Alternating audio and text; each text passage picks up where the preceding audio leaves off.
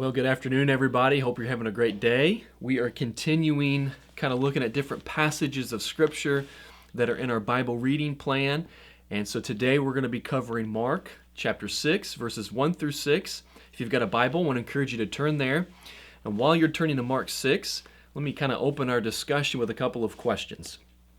Question number 1 is, do you believe that God still performs miracles and is still moving in supernatural ways in your life and in the lives of the people around you?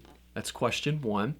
And then question number 2, do you believe that your answer to that first question has any bearing on what God may or may not do in terms of miraculous in your life? Asked another way, do you believe you have to believe in miracles in order for miracles to happen in your life? Or do you have to believe in the supernatural for God to move in supernatural ways? Well, that's what we're going to be talking about today. Mark chapter 6, let's begin reading together in verse 1. It says, Jesus left there being Capernaum, where he had kind of had as his headquarters, performed a lot of miracles, did a lot of teachings there. Jesus left there and went to his hometown, accompanied by his disciples. When the Sabbath came, he began to teach in the synagogue, and many who heard him were amazed. Where did this man get these things? They asked. What's this wisdom that has been given to him? What are these remarkable miracles that he is performing? Isn't this the carpenter? Isn't this Mary's son and the brother of James, Joseph, Judas, and Simon? Aren't his sisters here with us? And they took offense at him. Verse 4, Jesus said to them, a prophet is not without honor except in his hometown, among his own relatives and his own home. He could not do any miracles there, it says, except lay his hands on a few sick people and heal them. And he was amazed at their lack of faith. Jesus is amazed a few times when you look throughout the Gospels, and oftentimes it has to do with faith. Sometimes he's amazed at somebody's great faith, and oftentimes he is amazed at a person or a group's lack of faith. And his miracles are what God is doing through him. Now, as I read this story, there's a lot that kind of comes to the surface, and probably the biggest tension in the text is verse 5 when it says that he could not do any miracles there. And that begs the question, is it that he couldn't do miracles? Like that God, like somehow Jesus was handcuffed and unable to perform miracles? Or is it that because people didn't believe, they didn't seek him out, and they didn't, people with different diseases or issues weren't coming to him, and therefore he didn't have any people to heal? But regardless of how it plays out or what it looks like, it does seem to indicate that because of their lack of faith, either they didn't go out to Jesus or that Jesus was unwilling to do these miraculous signs or perform these miracles to them, and it all kind of centers on their understanding of who he is and how it is that he's supposed to work. Now, when he goes back to his hometown, like his reputation precedes him, and he's like a visiting rabbi. He has his disciples. He's in the synagogue and he's teaching. And the problem is, it's like when you go away and you make it big, the people that you come back to, like the people of your hometown or the people in your family, they remember when you were a kid running around. And they can remember potentially changing your diapers or babysitting you or whatever. And it's difficult to have this authority in their lives, biblical, spiritual, whatever. It's difficult to have this authority in their lives because in their minds, you're just a kid. And how dare you think you're better than us? Don't come here and lecture us or tell us. We had to lecture you or watch you or help you back when you were a kid. And it seems like they do this in a way with Jesus. But whatever gets them to the place to where they look at him and took offense at him, the bottom line is their lack of faith ultimately led for less miraculous stuff to happen in their presence. And what I notice in my life and what you may notice in yours, and I don't know how you approach things or process things, but I know that for me, I think I am guilty of under-spiritualizing the Christian faith and my Christian experience. And I think that ultimately comes from a place out of fear that I will, in a way, over-spiritualize. It's like I don't want the pendulum to swing too far in the over-spiritualized category where things are highly emotional and we expect, to always see a miracle and God to do stuff when really it's about faithful obedience to His Word, loving Him more, loving people more. And so I don't want to over-spiritualize things, and as a result, the pendulum doesn't stop in the center. It tends to swing over into the under-spiritualized category, at least for my own life. Once again, I don't know how you process and take things into account, but for me, because I'm more logic-driven, I'm more analytical of things, I'm more head and less heart, I tend to emphasize things of the mind as opposed to things that can be felt. In fact, the movement that our church is a part of, the independent Christian church, the Restoration movement, it was ultimately born out of the Age of Enlightenment. And so reason and logic and thinking were kind of really highlighted as big, important components of the Christian faith. And things were highly emotional and highly hyper-spiritual before that. And I think history shows that the pendulum swung too far into the under-spiritualizing, to the point that the independent Christian church is guilty of not worshiping the Holy Trinity, but rather the dynamic duo.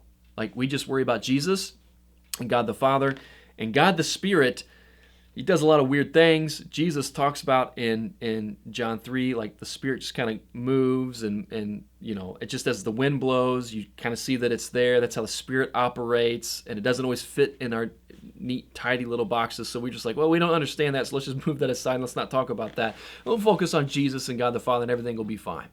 But the problem is that if you under-spiritualize the Christian faith, it is no longer the Christian faith.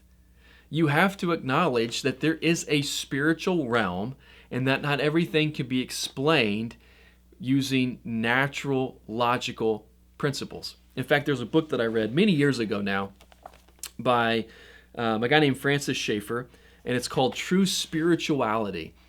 And as you can see, I've got the 30th anniversary edition. This book came out in 1971, and it's still one that is read and referenced even to this day. And in chapter 5 of this book, Francis Schaeffer talks about the supernatural universe, and he has a word of caution to us. He says, our generation is overwhelmingly naturalistic. Now, once again, he's writing in 1971, and I would say we're even more so now than they were back then.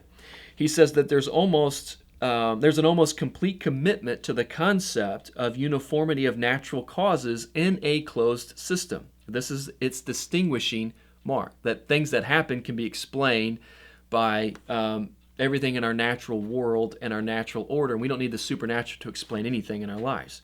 And he says if we are not careful, even though we say we are biblical Christians and believe in the supernatural, nevertheless the naturalism of our generation tends to come in upon us.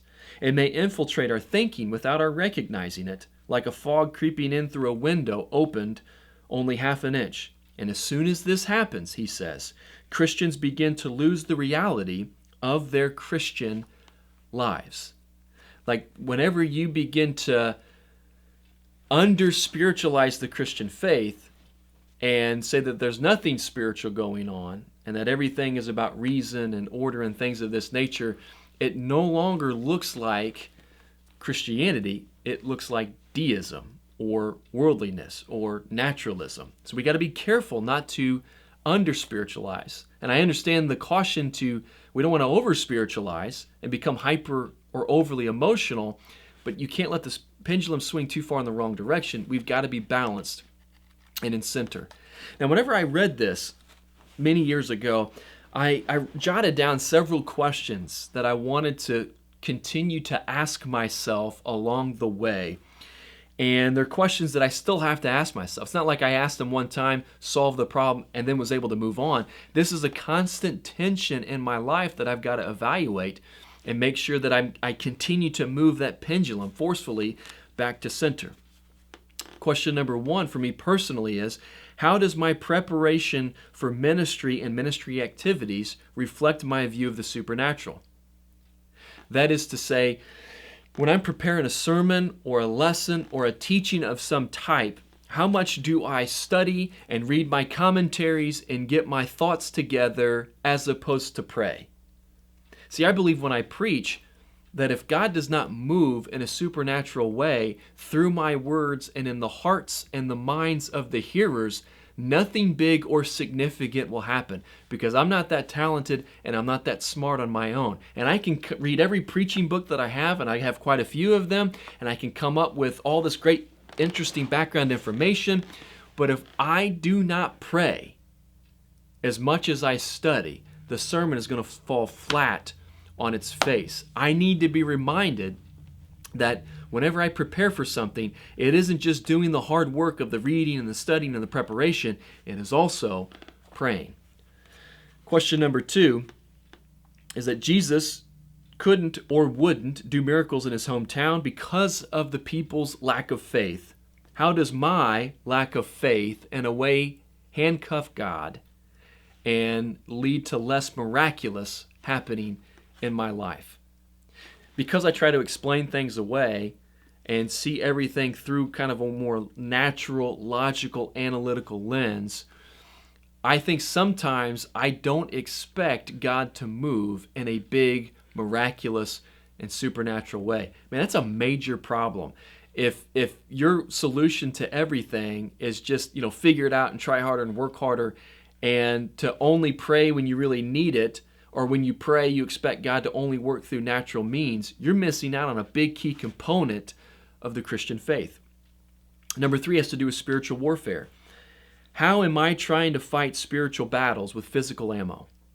So Ephesians 6, the Apostle Paul says that our battles are not against flesh and blood, but against the rulers and the principalities of the spiritual realm. And so whenever we think about putting on the full armor of God, that's not literal armor that we put on. It's spiritual armor that we attain from growing in our relationship with Him and learning more of His Word and growing our faith, different things like that. But when we think about our lives, do we try to solve every problem with a to-do list? Or, if you follow this checklist, you'll eventually get out of debt or lose weight or whatever. Because here's what I'm starting to notice. That every problem that a person has comes down to a spiritual issue at heart. Like, having too much debt or filing for bankruptcy. That's not just numbers thing and you don't know how to budget well on arithmetic issues. That is that you are overly materialistic, oftentimes, not every time, but overly materialistic, and you overspend what you actually make because you've got to have more and more and more and more stuff. That's a spiritual problem when we overemphasize the importance of stuff in our lives. And even, the idea of overeating, that comes down to deep spiritual or even sometimes psychological issues. It isn't just, organize your menu like this and only eat this many calories and only eat this many times a day. Like, it's an actual addiction that has some spiritual roots to it. And so oftentimes, not only do we have to do the checklist or the to-do list when we're attacking different problems in our lives, but we got to pray over and about these things and invite others to help us, hold us accountable, and to pray over and help us with these things as well. It isn't just do this, this, this, and your problem goes away. Oftentimes, these problems have a spiritual root, and they'll ultimately only go away with a spiritual solution. And then finally, 1 Thessalonians 5:19 tells us not to put out the Spirit's fire. And so I ask myself the question, do I do anything to put out the Spirit's fire, or to quench the Spirit's fire, or to somehow hinder God's movement and what He wants to do in my life and in the lives of the people around me? Now, once again, I don't think I'm ever going to be guilty of over-spiritualizing things, because it's not how I'm wired, and I'm so far the other way that it's going to be really difficult for the pendulum to swing in that direction. But when I examine my life, and I hope that you examine yours as well, don't de-spiritualize Christianity to the point to where there is no more need for prayer, or no more moving of God, or no more miraculous happening in your lives and the people around you. And so I want to challenge you to pray for miracles. pray to God that God's going to move in big and mighty ways, not because you want to see a show and not because you want to draw attention to yourself, but because you want God to do big things and that His kingdom come and His will be done on earth as it is in heaven. In order for that to happen, God has to move in miraculous ways because we don't have the strength or the knowledge or the ability to do it all on our own. So this week I want to challenge you. Spend more time in prayer. Spend more time trying to be mindful of the spiritual realm and the spiritual miraculous ways God may be moving in your life. And then sit back and watch what God might show you and how you might see God moving. I hope you do it, and I hope this video helps. Thanks for watching, and God bless.